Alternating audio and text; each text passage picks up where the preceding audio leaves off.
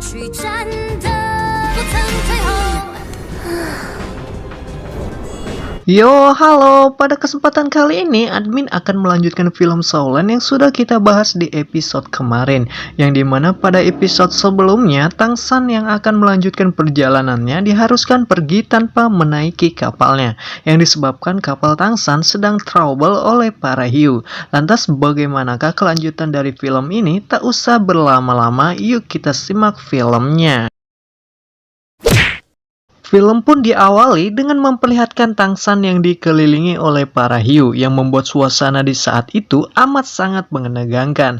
Namun kekuatan segitiga birunya menolong Tangsan dan kawan-kawan sehingga para hiu pun tidak bisa mendeteksi keberadaan Tangsan dan kawan-kawannya. Selain itu juga kekuatan kosmik segitiga biru yang Tangsan miliki menyerap kekuatan laut sekaligus menambah kekuatan Tangsan hingga Tangsan pun dibuat bingung dengan kejadian ini. Tak lama kemudian, Tangsan dan kawan-kawan yang telah sampai pada Dewa Laut, para kawan-kawan Tangsan pun dibuat kagum dengan pemandangan yang ada di sana. Namun tiba-tiba muncul para penghuni penjaga yang merupakan anak buah dari sang Dewa Laut. Di sini Tangsan pun dibuat heran dengan keberadaan mereka yang sudah mengetahui bahwa ia adalah spirit master darat.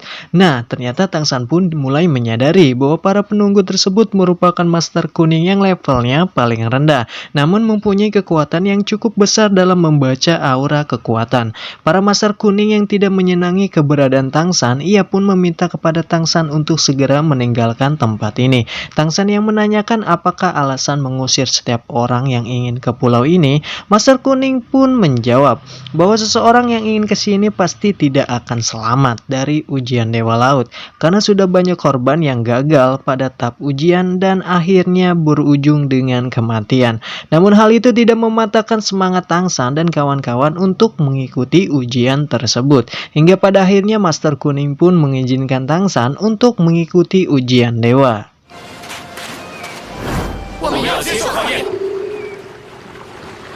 Di saat ingin menuju tempat ujian, di sini Tangsan yang ingin melacak kekuatan alam yang ada di sana, ia pun dikejutkan tentang kekuatan segel pelindung yang terdapat di pulau tersebut. Sehingga Tangsan semakin yakin bahwa pulau ini dilindungi oleh kekuatan sang dewa. Ternyata kata hati yang diucapkan oleh Tangsan tadi diketahui oleh pasukan kuning yang memberitahukan bahwa benar, semuanya yang ada di sini dilindungi oleh sang dewa, sehingga siapapun tidak akan bisa melacak kekuatan yang ada di sana. Setibanya Taisang dan kawan-kawan di suatu tempat, para pasukan kuning pun menjelaskan bahwa pilar tersebut merupakan penerima pesan yang dipancarkan gelombang ultrasonik sebagai tanda percakapan antara Dewa Laut dan para bawahannya. Pilar ini juga merupakan pilar suci ketujuh yang ada di Pulau Dewa tersebut. Dari kejauhan Taisang pun disambut oleh iblis hitam yang bernama Tuan Seahorse. Tuan Seahorse ini merupakan asisten sang dewa yang ditugaskan untuk menguji kekuatan para master sebagai tahap awal ujian dari sang Dewa Laut. Awalnya Mimin kira yang akan mengikuti ujian awal ini adalah Tangsan. Namun ternyata Mubai lah yang menawarkan diri terlebih dahulu. Dengan kekuatan roh yang dimiliki Mubai, ujian pun berjalan dengan mulus. Namun Tuan Seahorse menguji kekuatan Mubai lagi dengan mengirimkan naga air yang menyebabkan Mubai terdorong sampai ke dasar laut. Para kawan-kawan pun dibuat cemas akan keadaan Mubai. Namun tiba-tiba para hewan air yang ada di sana muncul di permukaan.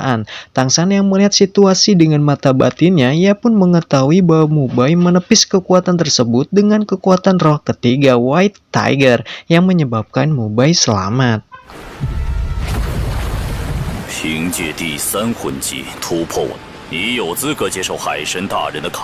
Setelah lulusnya Mubai, di sini Tuan Seahorse pun mengira bahwa Mubai adalah angkatan Spirit Hall karena kekuatannya dapat melalui ujian ini dengan sangat mudah.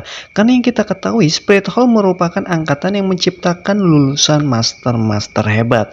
Namun di sini Mubai menjelaskan bahwa Mubai dan kawan-kawannya bukan dari angkatan Spirit Hall, melainkan lulusan Akademi Shark. Setelah mendengar penjelasan Mubai, Tuan Seahorse pun mengira bahwa Mubai telah berbohong karena hanya Spirit Hall lah yang menciptakan master-master terkuat. Di saat Tuan Seahorse ingin menghadap Dewa Laut, tiba-tiba kekuatan kosmik yang ada pada Taisang pun muncul, sehingga mengejutkan Tuan Seahorse bahwa tidak mungkin orang lemah seperti Taisang mampu mengeluarkan kekuatan kosmik atau kekuatan dewa. Setelah melihat kekuatan itu, Tuan Seahorse pun mempunyai firasat bahwa Tangsan adalah orang yang sepertinya mampu melewati ujian dewa tersebut. Sementara itu ujian pun dimulai dengan Mubai. Tiba-tiba di langit keluar cahaya keemasan yang memberikan tanda segel di kening Mubai. Tuan Seahorse pun menjelaskan bahwa tanda itu merupakan tanda bagi setiap master yang sudah melewati tahap ujian awal. Nah, ujian ini akan dilalui melalui 6 tahap. Singkatnya, semakin tinggi tahap yang akan dilalui, semakin sulit ujian yang akan dihadapi. Namun di sini Tuan Seahorse pun menjelaskan bahwa kemungkinan kecil Mubai tidak akan lolos dalam ujian ini. Karena 100 tahun terakhir, ujian ini pernah diikuti oleh para master, namun hanya beberapa saja yang berhasil lolos. Tuan Seahorse pun berpesan jika sudah mengikuti ujian ini, jangan pernah mencoba untuk melarikan diri, karena segel yang sudah ada di kening peserta ujian seketika itu juga akan meledak. Setelah mendengarkan penjelasan dari Tuan Seahorse pun memberikan waktu untuk para master untuk kembali memikirkan ujian tersebut. Namun Tangsan dan kawan-kawan pun tetap ingin mengikuti ujian Dewa Laut apapun resikonya.